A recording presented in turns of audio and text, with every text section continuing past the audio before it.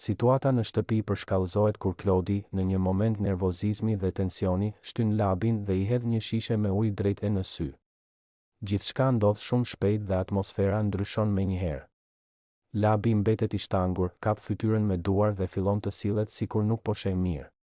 Ai ankohet se I djegin sytë dhe se shikimi I është turbulluar, duke e bërë situatën edhe më serioze dhe shqetësuese për banorët e tjerë. Të gjithë mblidhen rreth tij, disa të habitur, disa të shqetësuar, ndërsa tensioni ndihet në ajër. Labi vazhdon të thotë se nuk po sheh si duhet dhe se ajo që ndodhi nuk është thjesht shaka apo moment nervash, por një veprim që ka kaluar çdo kufi. Ai shprehet I revoltuar dhe I lënduar, jo vetëm fizikisht, por edhe moralisht, sepse sipas tij askush nuk ka të drejtë të përdorë dhunë, qoftë edhe në formë shtyrjeje apo hedhjeje uji, në mes të gjithë kësaj situate. Labi kërkon me zë të lartë zarf të zi. Ai thotë se ky veprim duhet të ketë pasoja dhe se vëllai I madh duhet të reagojë.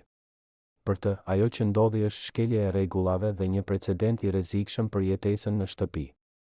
Ai e bën të qartë se nuk ndihet I sigurt dhe se nuk mund të vazhdojë të jetojë në një ambient ku tolerohet sjellja agresive. Labi shkon edhe më tej, duke thënë se nëse vëllai I madh nuk e sjell zarfin e zi dhe nuk merr masa për këtë ngjarje, ai vetë është I gatshëm të largohet nga shtëpia.